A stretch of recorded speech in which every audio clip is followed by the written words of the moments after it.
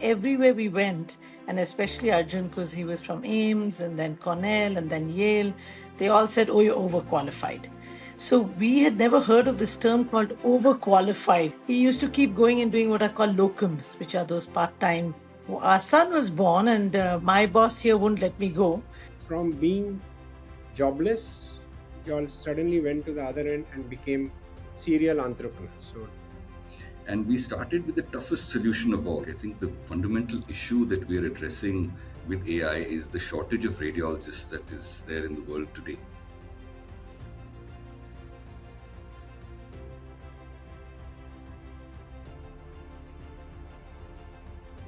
Welcome to the 22nd episode of the Chlorophyll podcast.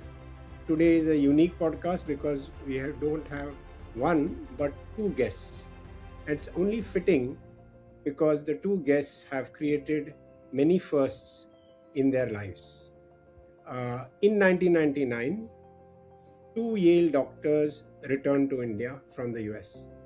Not because there were no opportunities in the US, but because India was their responsibility.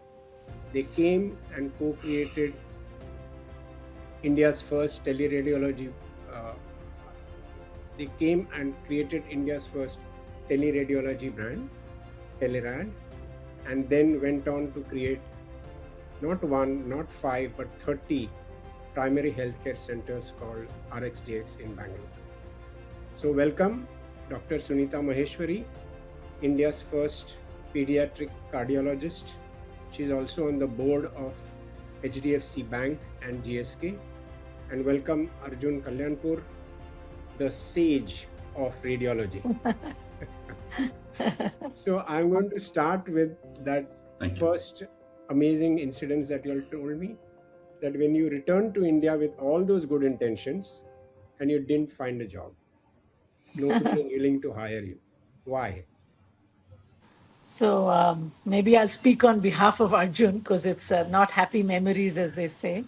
But, we returned, you come back with kind of stars in your eyes and wanting to work in India. And everywhere we went, and especially Arjun, because he was from Ames and then Cornell and then Yale, they all said, "Oh, you're overqualified."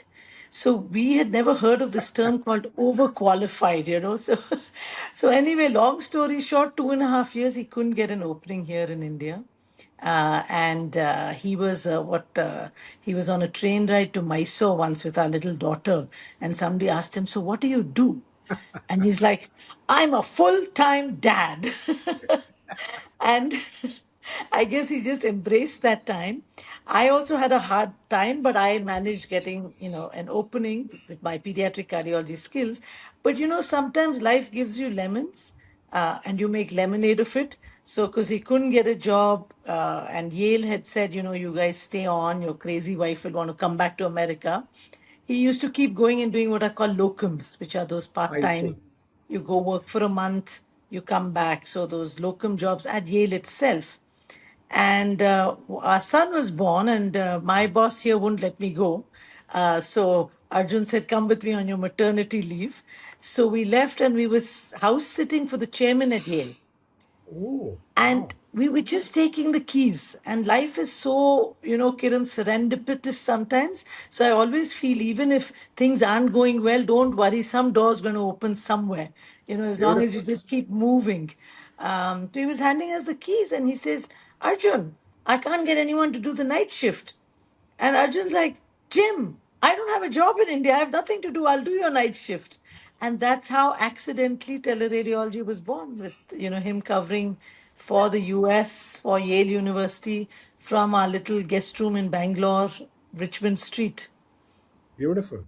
So, Arjun, while you did teleradiology, I think one of the key things that you have done is harnessed AI for teleradiology. Is that a first? And are there many versions of how it is deployed for the good of human beings and pets? Absolutely, Kiran. So, if I may take a step back, I think the fundamental issue that we are addressing with AI is the shortage of radiologists that is there in the world today. I So, see. while the number of scans keeps going up by about 5% every year, the number of radiologists is only increasing by 2%. So that creates a gap which is constantly widening.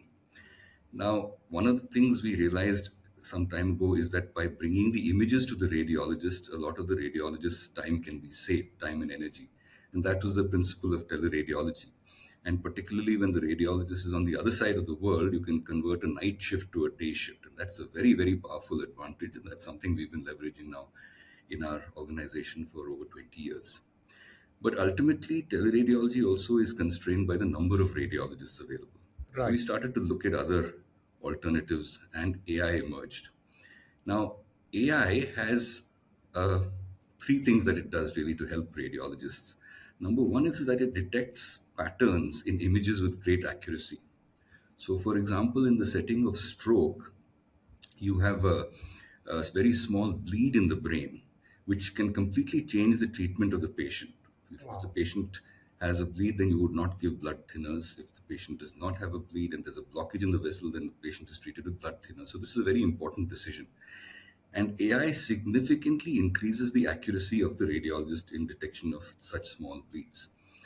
There is an estimate out there that 5% of radiologic images in the world today have some error in the report. Now, 1 billion scans are being done worldwide, so that is a number that equals 50 million. So you can imagine the kind of potential for error that is out there, and AI we found can dramatically reduce that error rate. So that is the single most profound advantage. Second thing it does is it allows to prioritize the scans. So the positive scans can be flagged and prioritized, so the radiologist reports them first. And again, obviously in an emergency situation, that is a big advantage because it prevents delay of care. And finally, the advantage of AI is now there's these large language models. So it allows radiologists to report more efficiently, to generate a report with more reporting accuracy, and overall be more productive. And in an environment where there is a shortage of radiologists, that is obviously a big value. So for all these reasons, we're very excited about AI and its potential in the future, and we're actively using it in our organization. So, would it be fair to say that the best hospitals, the topmost hospitals in the US, use Telerad? Oh, absolutely. The teleradiology is ubiquitous now across the United States and most parts of the world. In some form or other, it's being used.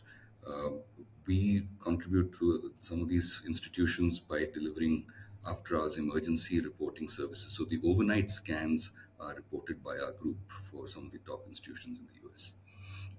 Wonderful. So, Sunita, on the other hand, you started another journey with the famous Dr. Devi Shetty. How was that in the Narayana Lab? What was Yeah, so the I was journey one like? of the I was one of the, I guess, employees, top first 10 at Narayana. So when I moved back from the US as a pediatric cardiologist, I was looking for an opening in Bangalore, and I heard about Dr. Shetty. At that time, Narayana had not started. Oh, So I just called him up out of the blue, cold call. I said, I'm a pediatric cardiologist. I have moved back and I don't have a job. And he said, oh, come and meet me. And you should have joined yesterday because they didn't have a pediatric cardiologist. So a beautiful. lot of times they were just opening up, figuring out what to do. So it was a win-win for both of us. So I joined him here in Bangalore at Manipal, where he was working. And then Narayana was opening. So he asked me, will you come, join me at Narayana? And when we had been in the US 10 years, it's a very different style of functioning I when see. you're at Yale and academics, and here I was a pediatric cardiologist, but my boss was an adult cardiologist. So there were a lot of differences, and the Indian style of Mildly functioning is put. also very different. So I had spent a year and a half now working in India and realizing that one of the things you have to do is kind of stand up, because it's very hierarchical even in medicine. Correct. So I told Dr. Shetty, okay, I'll come with you to Narayana, but I'm not reporting to adult cardiology and I'm running my own department. And he said, okay. And that was it. I spent the Beautiful. next decade at NH Yeah. setting up the department, the ICU, the pediatric cardiology, the cath lab, the whole processes. And it was I would say it was exhausting and exhilarating at the same time. So it was like, like a clean slate in which to set up a pediatric cardiology practice the way it should be set up. So I was able to use all the skills I had learned at Yale, and that is something I do think about American universities. Their greatest gift to the world is their education. So Correct. I could use what I had learned there to set up at NH, for instance, weekly cath conference where you discuss complex cases, cardiologists, surgeons, intensivists all together. That whole collaborative nature of practicing a specialty. And Right. so it was really amazing. I mean, I think one of the things that was tough was I was on my own, and Narayana, of course, got very busy very fast. And so then I hired more people, started training people, and then eventually, after 10 years, I think the JP Morgan came in, culture changed a Oh, bit. So I told Dr. Shetty, and then we were growing, our own businesses were growing. yes. So I said, time for me to move on. But for 5 years after I left, I mean, I had left, but for 5 years after that, I ran the teaching program pro bono. So really, 15 years of my life was at Beautiful. Narayana. Yeah. So, from being jobless, you all suddenly went to the other end and became serial entrepreneurs. So, Telerad happened, and then talk about RxDx. There are many more firsts that you all created. So, RxDx, can you talk about a little bit about that, and then the other initiatives that you all created? Sure, I can start with that. I think one of, when you're a doctor, which obviously we both are physicians, you're kind of tuned to work and think about your patients and their outcome. So it is creative to some extent, but not all the time. It's you have knowledge and experience, and you put that to good use. Right. And I personally never, that's all I wanted to be, a doctor working in India. I mean, that was my life goal. This entrepreneurship was never something we thought about or discussed. But then, as I said, didn't get a job, entrepreneurship happened. Once we became entrepreneurs, it's like something switches in the brain, and you have this, like, this creative side just emerges. And it's like a bug. I really think it becomes a bug that bites you, because then you get up every morning thinking, oh, how can I do that better, and what more can I do, and what can I do with my website, and where can I recruit from, and how can I grow this, how many more jobs can I create. So it's a very different kind of buzz, I think, then the buzz of a dog. The buzz of a dog is also good, don't get me wrong. But the buzz, the buzz of an entrepreneur is a very different buzz. And I think once we were bitten, that's it. It's been now 20 years plus of being what they call medpreneurs, which are the Ah, medical entrepreneurs. But so it's just, you go from one idea to the next. So for me, for instance, while I was working at Narayana, I was always like in the cath lab and then running to the OPD. So I would see patients waiting 8 hours, 9 hours in the right. outpatient room just to see me, to get an opinion on what needs to be done with their child's heart. And I started thinking, my gosh, there must be a better way for patients to also spend their time than being in a hospital waiting for their doctor. And that got me sort of looking at, primary care, and are there just pure outpatient centers in Beautiful. India? And it turns out there aren't, because most people would go either to single doctor clinics Correct. where a doctor had his clinic and he managed, or you go to a hospital for most of your things. So from that grew this idea of primary care, and RxDx was born. And we are very boring patient entrepreneurs in some sense. We ran one RxDx in Whitefield for 10 years because we'd never run any healthcare, local community effort before. So after understanding how it works, what doesn't, how do you keep primary care sustainable also? Because you don't have operations, heart operations, brain surgeries. You don't have that kind of revenue. You're dependent on little pharmacy, little diagnostic, little general physician consults. So after running it for 10 years, then started scaling and expanding So it. now there are Um, 20. So we have in Bangalore, we have 15, and then we run 30 telemedicine clinics in rural India. So one of Wonderful. the things, ideas of coming back to India was always to give back here. Yes. One as a doctor, but two now as an entrepreneur also. Yes.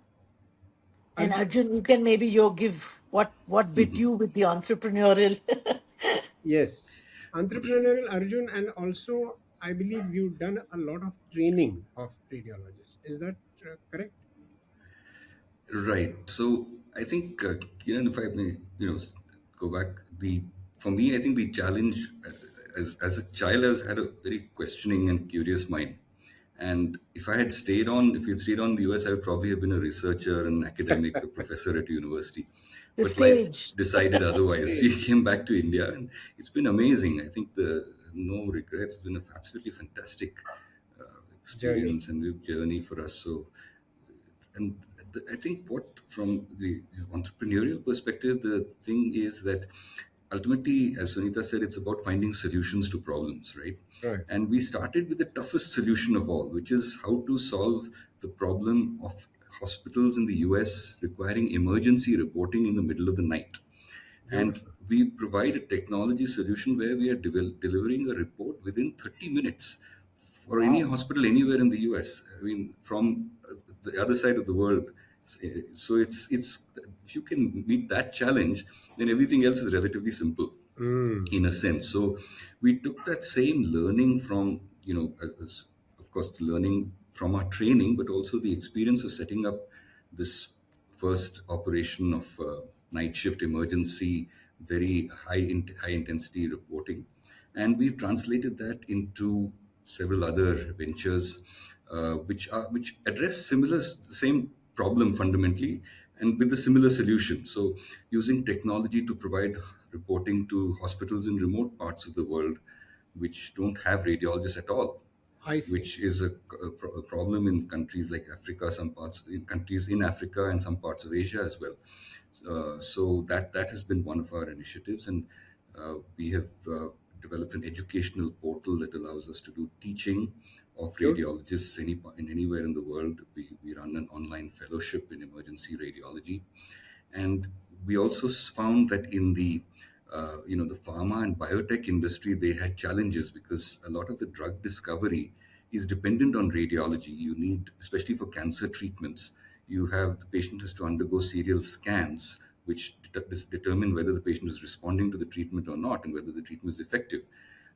And that has to be done in a highly controlled research environment, so which requires radiology support. So we set up an entity, we call it ImageCore Lab, which functions on the basis of providing support to pharma and biotech companies for their drug discovery, imaging in clinical trials. So the Yes. same problem, we found one, a primary solution, but then we were able to extend it into different areas where it also had significant impact. Brilliant. So Yeah, as I guess you become problem solvers, as correct, correct, entrepreneurs. You see a problem and then you find the solutions correct. rather than so many people are problem listers. They keep telling you all their problems. So in that sense, that entrepreneurial hat is a lot of Yes. fun. I was wondering if there is a scan that shows the entrepreneurial bug inside your heads or not. Probably a functional MRI scan. Yes. After that, you all extended from leveraging your expertise, you also went into social impact stuff like people for people and others, playgrounds. Just talk a bit about how that happened. Yeah, I think, our fundamental motivation to come back to India was that feeling that India is the place we can do a lot of good. In the Yes. US, we would have had a great life. We'd have been professors at, probably at Yale, but we'd have been kind of a cog in a very well oiled machine. Yes. Whereas in India, we felt when we come back, we can do something, we can help. And that was really the driving force. Then, of course, life took all these turns, no job, then entrepreneurs, no money, then lot of money. But that fundamental thing was still there of what can we do. And obviously, I think the good thing of being doctors is you're always doing. You don't really have that midlife crisis. Am I creating an impact?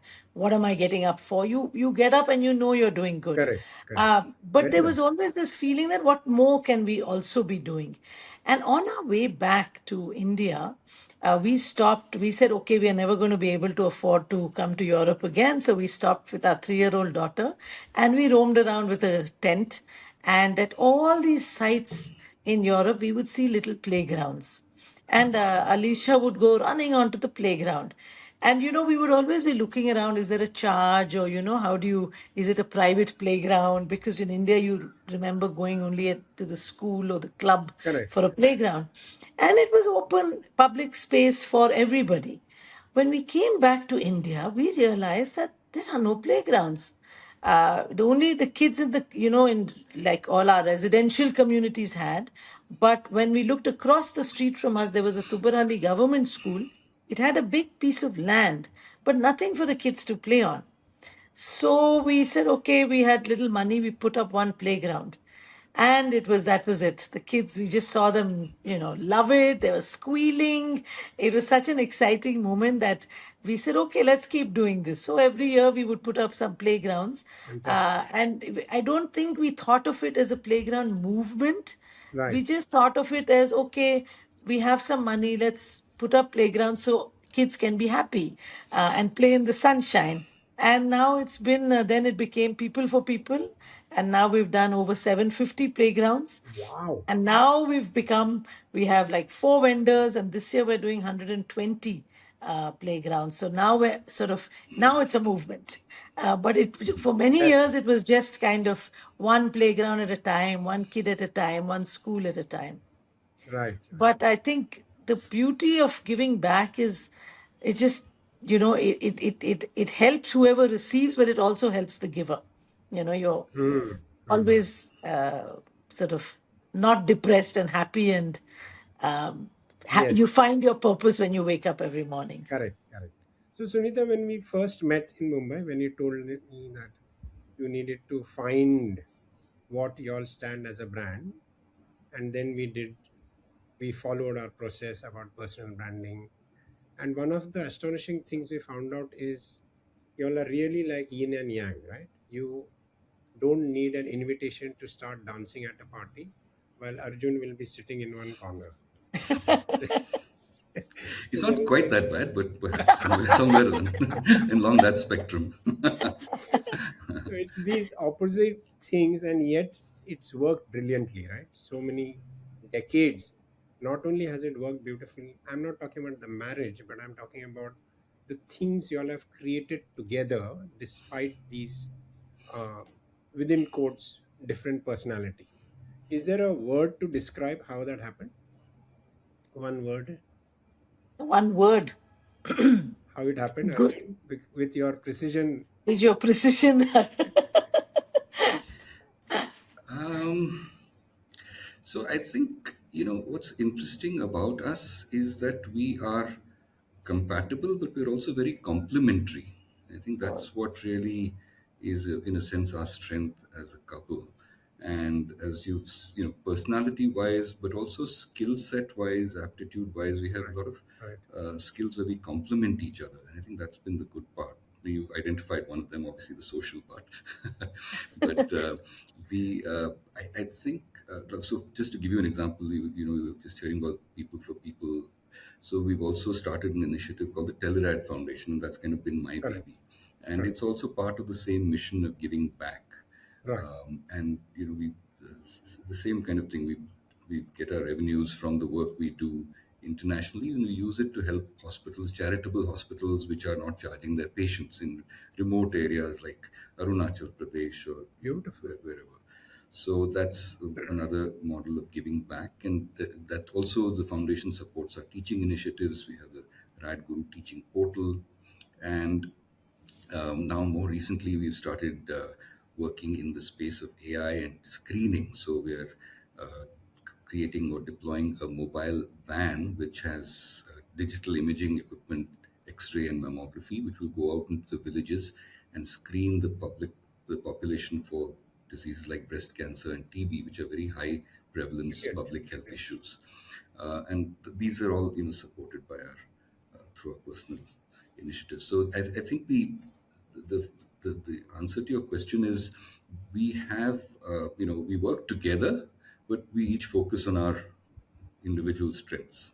Right. And I think the sum of the Yeah. two is the sum of, get the exact expression, but the sum is greater than the parts, something of that nature.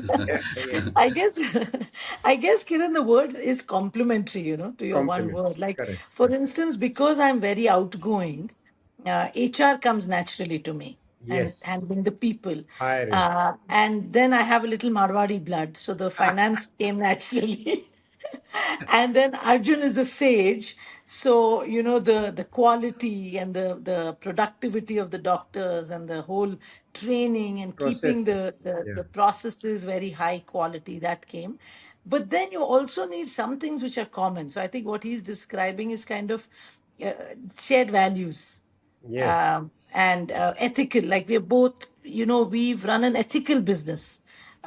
So it's even if a client comes to us and says, "Oh, I've come through you via someone else, but now I will drop them and come directly to you." We would always say, "No, you please ask the client who we are working with." So Beautiful. that value is very important when you run a business or when you grow things together. So we Yeah. both feel the same way about how you should run a business. We're uncomfortable if there's any, as they say, golmal gapla, so those values are very similar. And I think the one thing that has to be there is mutual respect. Like he respects the fact that I will can handle HR and finance and doesn't interfere, so I have my space. I respect that he's very good with what he does with his radiology, so I don't interfere there. And so we have our own space, and then yet we come together for what our foundations do. So there's that yin, that yang, that coming together, and that also doing your own thing. And I think space is very important, to let each one kind of express themselves in their own way. Yes. Um, Yes. so I guess that word is, yeah, collaborative, Complementary collaboration. In complementary, fact, that collaborative. when you mentioned values, I remember this astonishing detail you all told me that when we were selling a stake in Telerad, you made it a condition that the money should go to all the employees and not just to you. Correct? Yeah, yeah, That was very yeah. touching. The idea is to share. Yeah, Yes, yeah, for yes, sure. beautiful. Yeah. So, complementary, no job, entrepreneurship, medpreneurship, to now this successful thing about social impact. But there was one word that emerged from all the chats we've had with people close to you because we were doing our personal branding stuff. And the one word that kept coming back from you as well as from everybody is why you did all of this was gratitude. You had that sense of why don't each one of you talk about how that gratitude is playing out in your life? Yeah, Arjun, do you want to go? Well, I would say I've become more grateful over the years. I'm not sure I always was. When I was growing up, I was more aspirational and, I wanted to do Right, things right. and had a slightly different outlook. But as I've probably matured and grown, and probably from the company I'm with, I've learned to appreciate what is what I have, the many blessings, and I actually follow a practice of listing things I'm grateful for I on a see. regular basis. So it also Beautiful. helps me at times when I'm being ungrateful or entitled. It brings me back to reality. There's so many positives that far overshadow the few small negatives. So I think that's important from the perspective of maintaining a balanced outlook in terms of appreciating what one has and enjoying life more. And for me, that's become like almost a practice. So that's really where the way I look at it. That's Sunita? Yeah, yeah, I guess, for me, Kiran, I grew up in Hyderabad, and my father was doing fairly well. He was a management consultant. We lived in this lovely home on Banjara Hills. And I used to walk to school from home, mainly because I never liked being late and my mom would always take me late. But anyway, so I used to walk through what's called Chintal Basti. Which Okay. was, in Hyderabad, you have these bastis. Right. Right. So it was a 3 kilometer walk to Nasser school. And I would walk back also. And I think those walks, I saw so much, children playing in garbage heaps, small homes, people really working hard. And it always struck me that, oh my God, their life is so different than mine. And so I had when I was young, a lot of guilt. So at that time, I don't think I understood what gratitude was. I was always guilty. I always felt like, ooh, I have this home in Banjara Hills. I have this car. I have, an American mother, and we go for holidays to America. And then there's Chintal Basti, and so I shouldn't have all this. Is how I felt, and why has God given me this? So there was a lot of guilt till maybe we became entrepreneurs. I think maybe even coming back to India was, I wanted to assuage that guilt in some way and give back. When we became entrepreneurs and money started coming, initially the guilt amplified, because it's like, oh gosh, now there's money, and why? So it took a long time, and it was a journey to embrace it and to say, okay, you know what? Goddess Lakshmi has entered my house. It has entered our house. Thank you, Lord. And let us do something with it. And I think when we embraced that, when I was able to embrace wealth and embrace the power that wealth gives you, and not the power in terms of being sort of someone up there, like, ta ta Yes. ta, and me, but the power to do good, the power to do things with it. Then came like that G became replaced by this G. So, that Beautiful. guilt got replaced by gratitude. And they just started feeling like, okay, thank you, we've got this now, let's grow it, let's do more with it. And that has kind of been what defines us through the years. But I think, like Arjun said, for him it was a journey from aspiration to gratitude. For me, it was from guilt to gratitude. Beautiful. I I'll could just go add one on other talk. Yeah, point, Arjun. if I may. I think I've learned a lot from my children, who are also very grateful people, both of them. In fact, for my last birthday, my son gave me a gratitude diary. Excuse me, which is what I was referring to. It kind of, in a sense, forces you to focus on things which matter and guides you in the right direction. So he's a very appreciative and And loving they're fellow both doing himself, and social so impact is my work. daughter. Yeah, they are. So Yeah, I so think Fantastic. I learn a lot from them. They're carrying on your so tradition. funnily enough, Kiran, both our kids had a lot of guilt. And because I had been through this journey of guilt to gratitude, we used to talk a lot about it at the dinner table, about how we're just blessed and the good Lord has given us. Now, what can we do with it? Yes. When I was after med school, I was like one of those. I didn't want a fridge where I was. So I lived in a little apartment working, no fridge. Then all the milk and the food would go bad. So I was like, I wanted to go backwards. So Hmm. we taught our kids that, okay, God is giving you this platform.